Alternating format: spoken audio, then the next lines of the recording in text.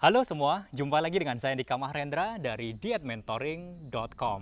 Di video kali ini, saya akan berbagi 5 tips bagaimana mengecilkan perut yang buncit atau menurunkan berat badan selama puasa bulan Ramadan. Jadi pastikan Anda tonton video ini sampai selesai.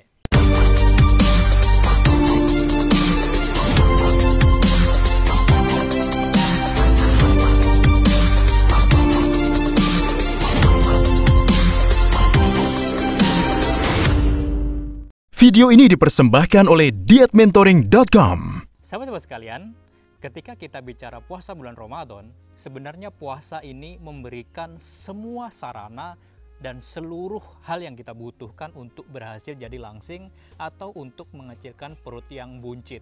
Meskipun pada kenyataannya banyak orang yang kemudian pada saat hari raya justru berat badannya semakin bertambah dan perutnya semakin membuncit. Nah, agar itu tidak terjadi kepada Anda, maka di video kali ini saya akan bagikan 5 tips bagaimana mengecilkan perut buncit atau menurunkan berat badan pada saat puasa bulan Ramadan. Jadi catat ke-5 tips berikut ini. Tips yang pertama adalah sebaiknya Anda mengenalkan tubuh Anda tentang bahan bakar lain selain glukosa atau mengenalkan lemak badan sebagai sumber energi.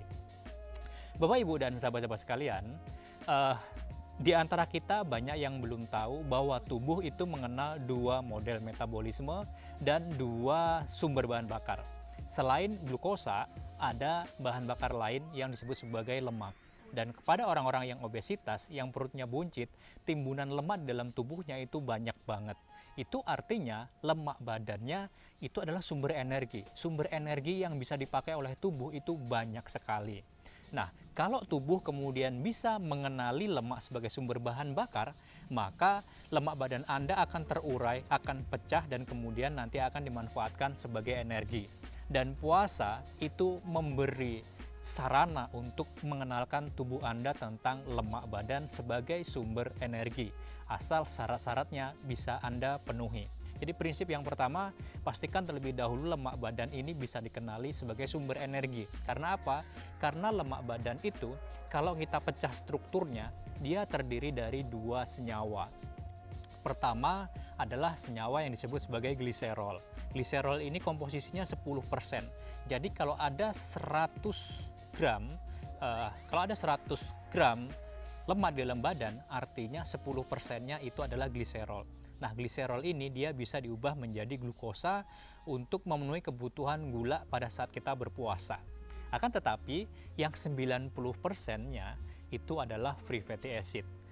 Jadi kalau ada 100 gram lemak badan, itu yang 90 gramnya itu adalah free fatty acid. Dan free fatty acid ini dia tidak bisa diubah menjadi glukosa.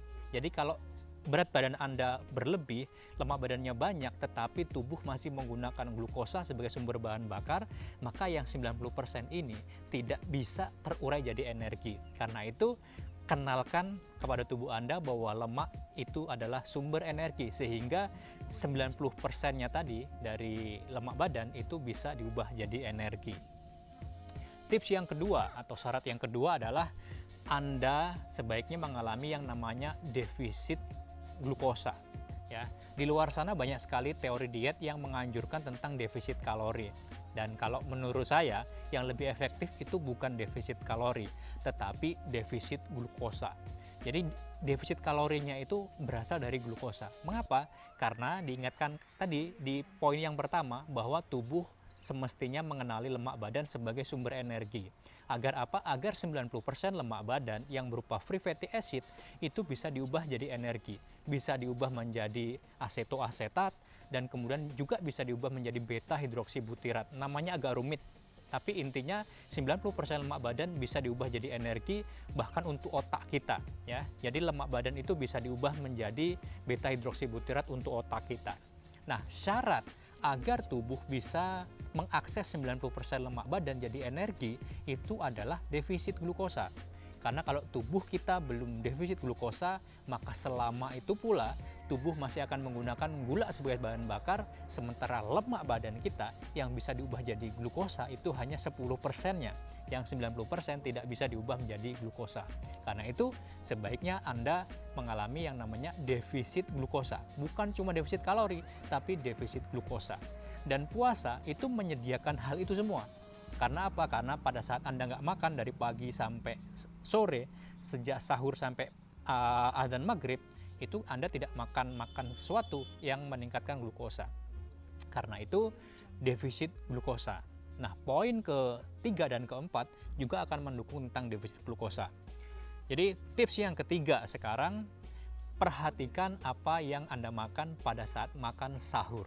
Tujuannya apa? Kalau Anda mengatur apa yang Anda makan, maka otomatis glukosa Anda tidak akan berlebih, tidak akan melonjak secara tajam.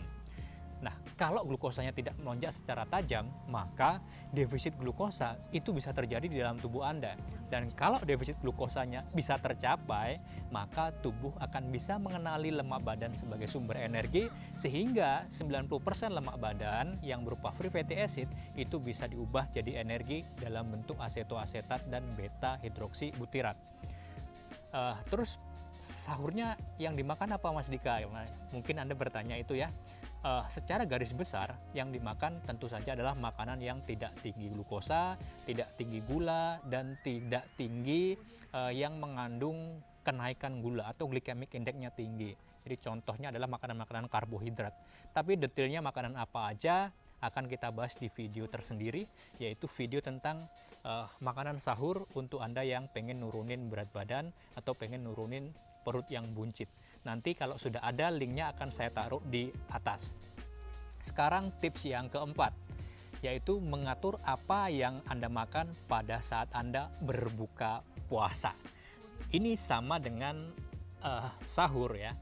Apa yang Anda makan pada saat buka itu semestinya juga adalah makanan-makanan yang bisa mendukung tubuh Anda untuk mengalami defisit glukosa, agar bisa mengenali lemak badan sebagai sumber energi. Tentu saja adalah makanan-makanan yang tidak tinggi glukosa, tidak tinggi gula, dan tidak tinggi karbohidrat. Karena karbohidrat itu 100% akan diubah menjadi glukosa, meskipun makanannya nggak manis. Jadi misalnya nasi, misalnya mie yang rasanya tidak manis, itu ketika dimakan, maka tubuh akan mengubahnya menjadi glukosa. Itu artinya nasi juga dan mie juga akan meningkatkan kadar gula di dalam darah, sehingga tubuh Anda tidak mengalami defisit glukosa dan tubuh Anda tidak mengenali lemak badan sebagai energi. Detail apa yang sebaiknya dimakan pada saat buka, insya Allah akan kita buatkan di video khusus tentang apa yang sebaiknya dimakan pada saat buka bagi Anda yang kepengen nurunin berat badan atau mengecilkan perut yang buncit. Dan kalau video yang sudah ada, akan saya taruh di link di atas. Jadi pantau terus channel ini. Dan sekarang adalah tips yang kelima atau tips yang terakhir, yaitu mengatur jam istirahat. Ya, jam istirahat itu tidur malamnya. Banyak sekali orang yang mengabaikan tentang tidur, padahal tidur ini penting banget. Karena apa? Kalau Anda tidur larut malam, kalau Anda begadang, maka tubuh Anda akan mengalami stres. Dan pada saat itu ada hormon yang diproduksi oleh tubuh dalam jumlah besar, yaitu hormon kortisol. Nah, kalau hormon kortisol ini tinggi, akan menyebabkan dua hal. Pertama, Anda akan merasa lapar, dan kemudian yang kedua, tubuh Anda akan memproduksi gula dalam jumlah besar lewat proses gluconeogenesis. Jadi meskipun Anda nggak makan gula, tubuh bisa mengubah protein, bisa mengubah otot, bisa menjadi glukosa. Jadi gulanya akan naik. Nah, kalau Anda begadang artinya gulanya naik. Kalau gulanya naik berarti tubuh Anda tidak mengalami defisit glukosa. Dan kalau tidak mengalami defisit glukosa, maka otomatis tubuh jadi tidak mengenali lemak badan sebagai sumber energi. Karena itu pastikan Anda tidur jangan larut malam. Usahakan jam 10 malam Anda sudah tidur, dan sebaiknya dalam kondisi lampu yang dimatikan. Karena apa? Karena kalau Anda tidur dalam kondisi gelap atau remang-remang, tubuh akan memproduksi yang namanya hormon melatonin. Nah, hormon melatonin ini akan membuat tidur Anda nyenyak, tidur Anda berkualitas. Jadi waktu bangun pagi-pagi saat sahur, Anda merasa lebih bugar. Nah, itulah 5 tips bagaimana mengecilkan perut buncit atau nurunin berat badan pada saat puasa uh, Ramadan tahun ini dan tahun-tahun berikutnya.